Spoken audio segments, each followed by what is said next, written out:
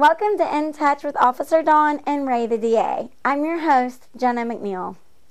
Officer Dawn and Ray discuss the escape of fugitive rapist John Calvin Buckley, an Iraq War veteran and an Army Ranger with special training as a sniper, went to trial for first-degree rape and 2 counts of first-degree sodomy. The jury reached their verdict on July 12, 2012, and as everyone returned to the courtroom, John Buckley was nowhere to be found. As Officer Dawn describes, Buckley essentially walked away in the middle of his trial. Buckley, who was out on custody on a $175,000 bond, had managed to remove his ankle monitor and fled just minutes before the jury returned their verdict as guilty on all counts. Immediately, authorities were notified and precautions were taken to protect the victim. Buckley has been on the run ever since and is considered to be extremely dangerous.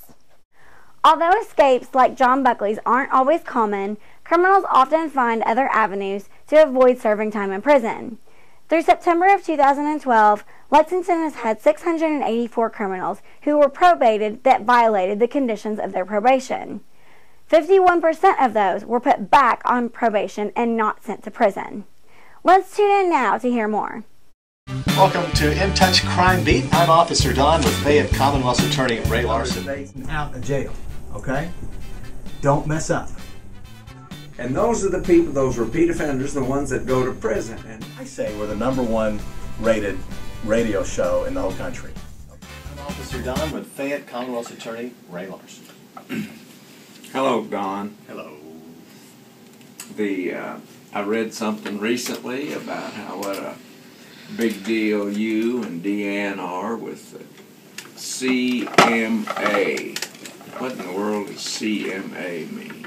That's the Country Music Association, I do believe. You're talking about the nomination. For nomination is what for the best radio, country radio show? Well, I think they're calling it the personality of the year. But, my daughter said, which personality? You have multiple personalities and every one of them's a jerk. So which one have you been nominated for? She said, a monster, I think she said, not a jerk. But anyway, it's a cool deal. They're doing the CMA. In fact, the CMA show is November 1st, and that's when they do the announcement. So it's a cool little honor. Don't deserve it, but I'm happy to take it. You know what I mean? I'll take the nomination and run with it. I'll milk it for all I can. Now tell me about this Academy Award nominations are typically as important to people's careers as getting the Academy Award.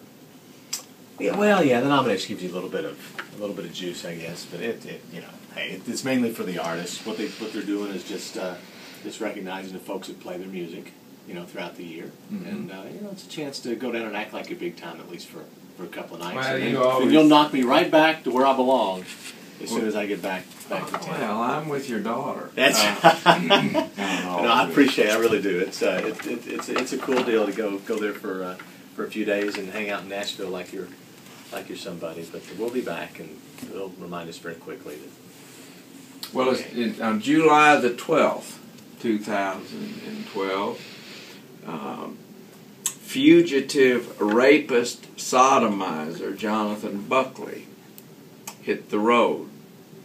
He took off, and he's been on the run ever since. He's a fugitive, as you know. He was, because you paid a lot of attention to this in your role as a criminal justice analyst out at the Channel 27, and you covered a lot of this Buckley character.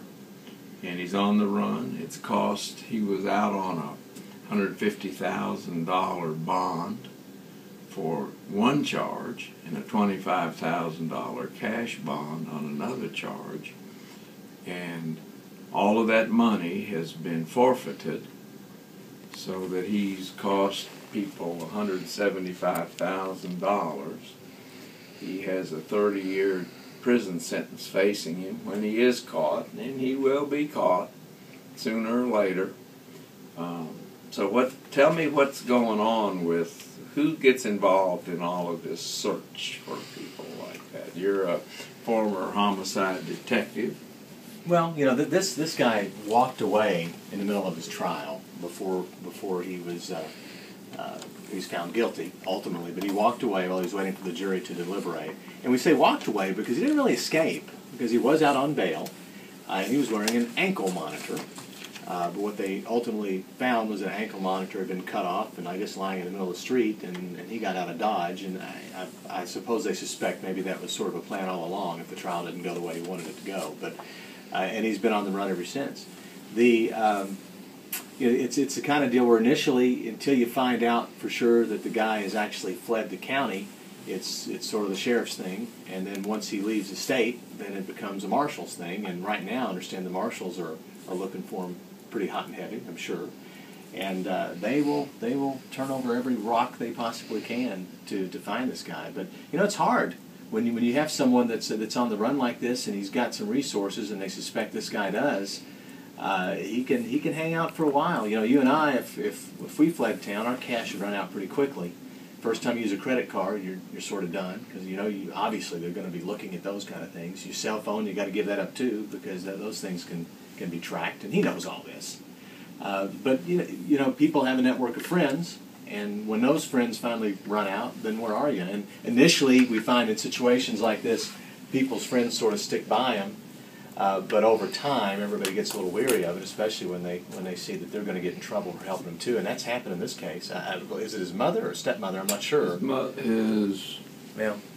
I'm not sure. Either his mother or stepmother actually has been charged, and I think the charge there is related to the car that he took, which was a rental car that belonged to her. But she's out of state, and it's a misdemeanor charge, so unless she comes back to Fayette County, she probably won't have to deal with that. But it's part of this whole, you know, look, your friends need to know if they're going to be helping you out and your family, that they too could face charges. So you're just sort of waiting for enough time to pass and this guy to make a mistake. You know, that's what it boils down to. But the U.S. Marshals, they're looking for him, and if you have any information on the whereabouts of Buckley, please let them know, because they need to get this guy in custody. He's a particular threat because of his background. And he was in the military, and we're not really sure exactly what he did in the military, because there's some conflicting stories on whether he was a ranger or what. We don't know, but he has had some training, and he presents himself as a sort of a bad guy, tough guy, and he's made comments about not wanting to go to jail. So that's obviously concerning to the police when they're trying to find this guy. You and I've talked about the whole ankle bracelet thing. In all fairness, it was a pretty high bond that he had. It was $150,000 for the crime he committed. So, I mean, people have a right to reasonable bail. We know that. The ankle bracelet thing was sort of an issue, because my contention is that you shouldn't even put ankle bracelets on violent offenders. It just presents an air of false security for the victim, for the public, because the reality of it is all these cats have to do is cut it off, and they're no longer monitored. So but most people don't have relatives that are willing to put up $150,000 cash. That's kind of a deal. Tune into the following stations to hear the full episode.